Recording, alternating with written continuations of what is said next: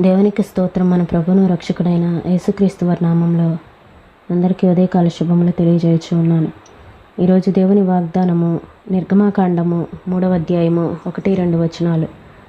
మోషే మిద్యాను యాజకుడైన ఇత్రో అను తన మామ మందను మేపుచు ఆ మందను అరణ్యము అవతలకు తోలుకొని దేవుని పర్వతమైన హోరేబుకు వచ్చెను.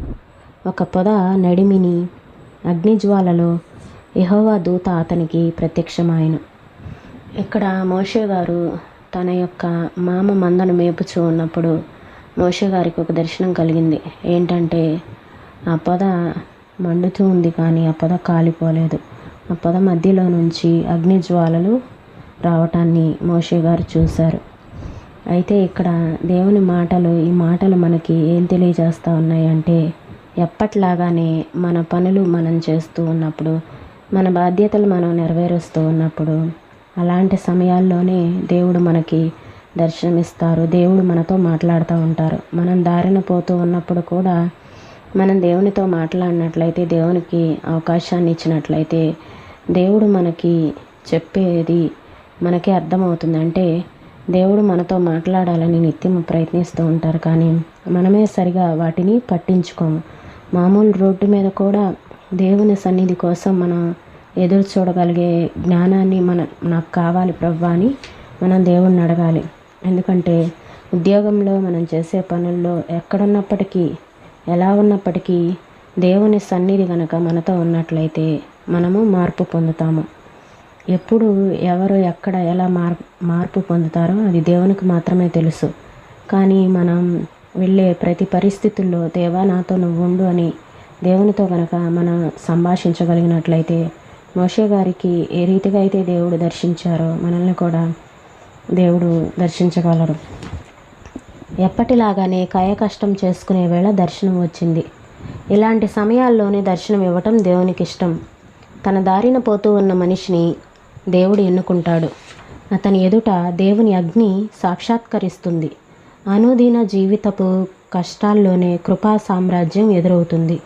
తండ్రి అయిన దేవా, మామూలు రోడ్డు మీద నీ సన్నిధి కోసం ఎదురు చూసే జ్ఞానాన్ని దయచేయి. ఆశ్చర్య కార్యాల కోసం నేను అడగటం లేదు. దైనందిన విధులు, ఉద్యోగాలలో నాతో సంభాషించు. నేను అలవాటుగా చేసే ప్రయాణాల్లో నాతో కలిసి ప్రయాణించు. నా దీన బ్రతుకును నీ సన్నిధితో మార్పునందించు.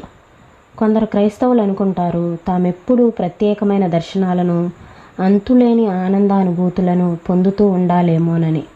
ఇది కాదు దేవుని పద్ధతి. ఉన్నత స్థలాల్లో ఆత్మీయ అనుభవాలు, అగోచరమైన ప్రపంచాలతో అపూర్వమైన సాంగత్యాలు, ఇవి కాదు దేవుడు చేసిన ప్రమాణాలు. అనుదిన జీవితంలోనే ఆయనతో సహవాసం మనకు ఉంది, అది చాలు. రూపాంతరాన్ని కేవలం 3 శిష్యులు మాత్రమే చూశారు. ఆ 3 గెత్సెమనే యాతనను చూశారు. ఎవరికి రూపాంతర పర్వతం మీద శాశ్వతంగా ఉండిపోయే అనుమతి లేదు. లోయలోకి దిగివచ్చి చెయ్యవలసిన పనులున్నాయి. యేసు ప్రభువు తన మహిమలో కాదు కానీ ఇహలోకపు శ్రమలోనే తన ప్రయోజనాన్ని మనుషులకు కనుపరిచాడు. మెస్సయ్యాగా కనిపించాడు. ఈ మాటలను ప్రభువు మన వెనుకల్లో దీవించునుగాక.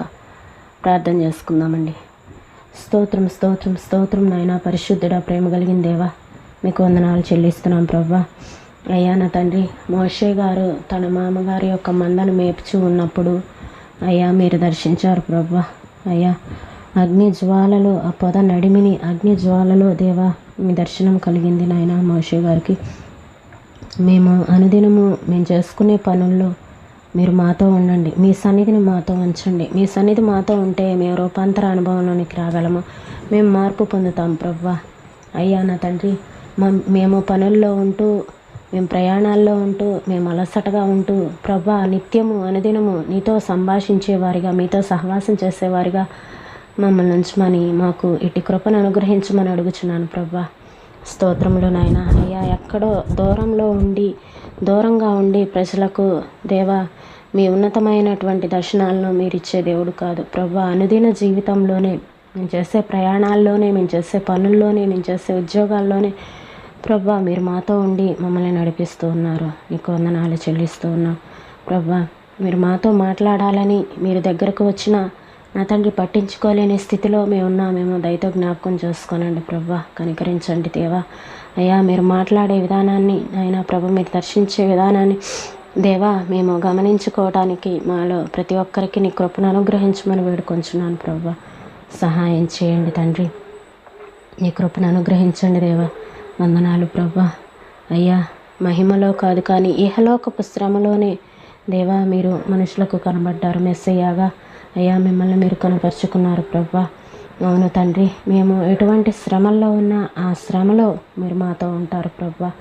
అయ్యా నీకు స్తోత్రాలు చెల్లిస్తున్నాం ప్రభా. ఇట్టి శ్రమల్లో ఎంతమంది ఉన్నారో దేవా వారితో మీరు మాట్లాడండి, మీరు దర్శించండి ప్రభా. మీరు సహాయం చేయండి తండ్రి. ఈ ఉదయకాల సమయంలో ప్రతి ఒక్కరికి మంచి శక్తిని బలమునివ్వమని అయ్యా నా తండ్రి ఈ శక్తి చేత నింపి నడిపించమని యేసయ్య పరిశుద్ధమైన నామంలో అడిగి వేడుకొంచున్నాం తండ్రి. ఆమేన్.